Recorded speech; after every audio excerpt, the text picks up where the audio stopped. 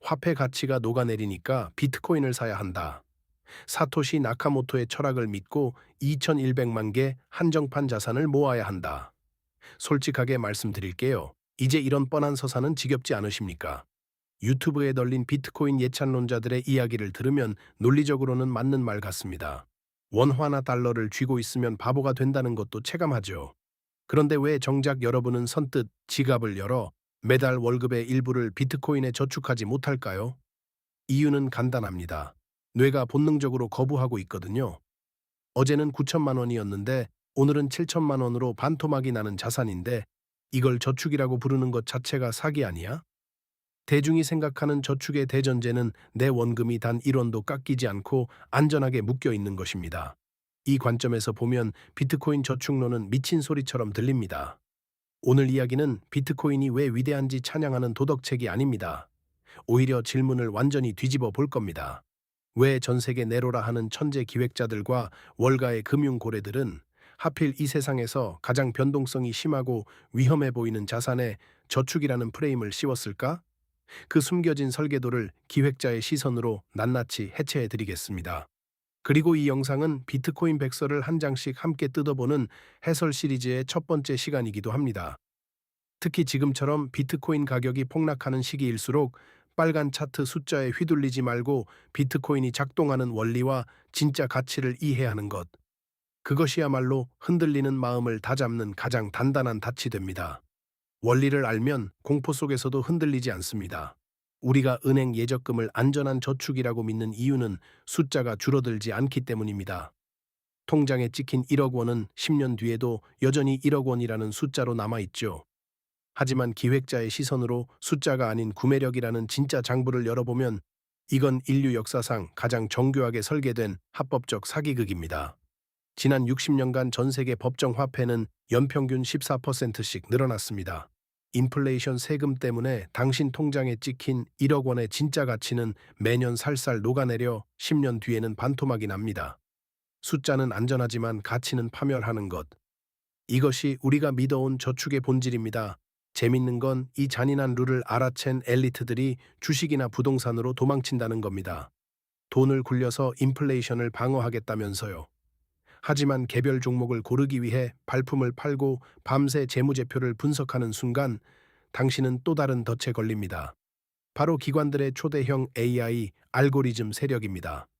수만 페이지의 공시와 전 세계 SNS 민심 데이터까지 0.01초 만에 긁어모아 매매를 끝내는 기계들과 속도 경쟁을 벌여 초과 수익을 낸다?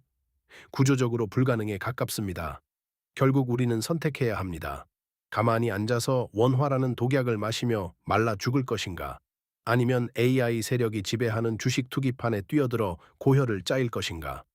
안전한 대기실인 줄 알았던 저축 계좌가 사실은 가장 빠르게 자산을 강탈당하는 약탈의 현장이었던 셈입니다.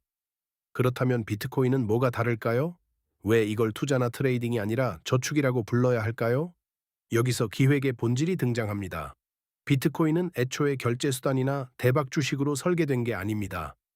이 자산의 유일한 목적은 국가 권력이나 정치적 리스크, 기계 알고리즘이 절대로 건드릴 수 없는 절대적인 가치 저장 배터리가 되는 것입니다. 월가의 천재들이 비트코인을 저축 수단으로 정의한 진짜 이유는 변동성의 역설에 있습니다. 사람들은 비트코인 가격이 요동치는 파도를 보며 위험하다고 합니다. 하지만 거대한 조류의 관점에서 보면 2100만 개로 공급량이 완벽하게 잠겨버린 비트코인은 시간이 흐를수록 무한히 찍혀 나오는 법정화폐를 향해 매년 우상향할 수밖에 없는 수학적 필연성을 가집니다. 단기적인 변동성은 이 거대한 에너지 자산이 지구상의 모든 법정화폐 시스템을 빨아들이는 과정에서 발생하는 중력 작용일 뿐입니다.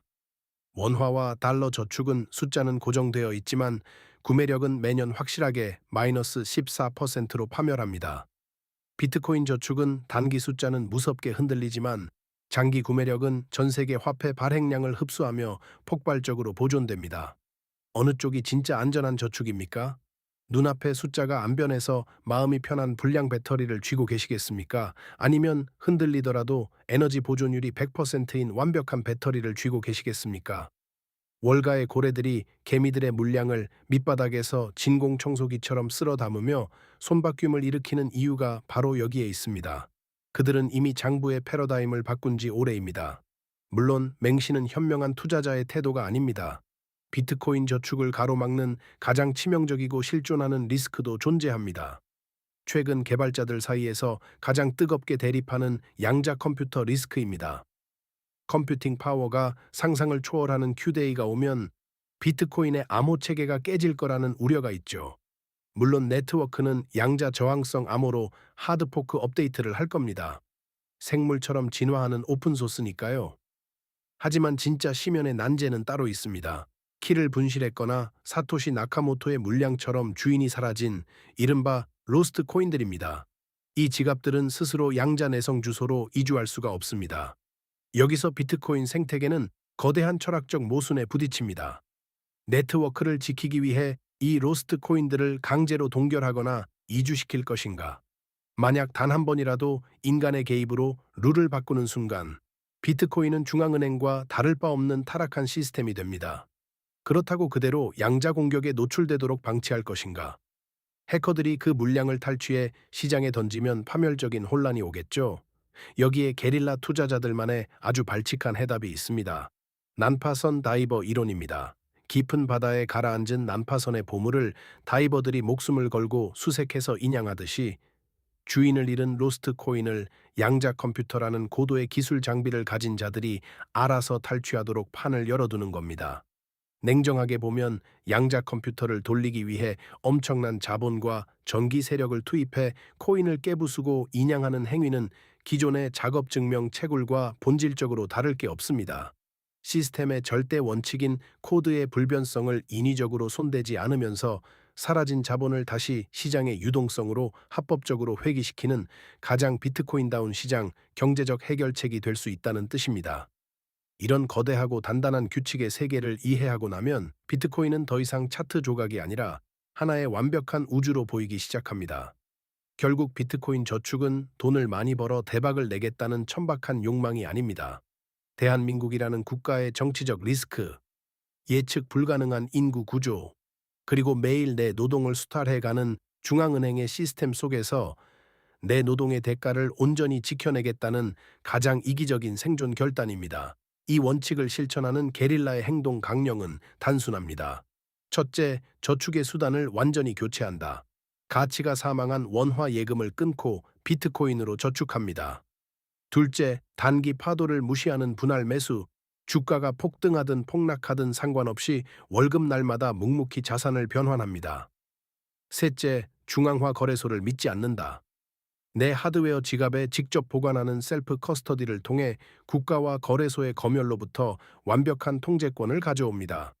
남들이 폭락장 뉴스 헤드라인에 비명을 지르며 손절 버튼을 누를 때 진짜 장부의 비밀을 아는 기획자는 조용히 미소를 지으며 방주에 자산을 옮겨 담습니다.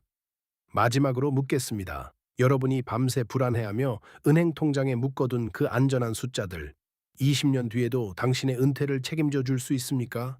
당신이 생각하는 저축은 정말 안전합니까?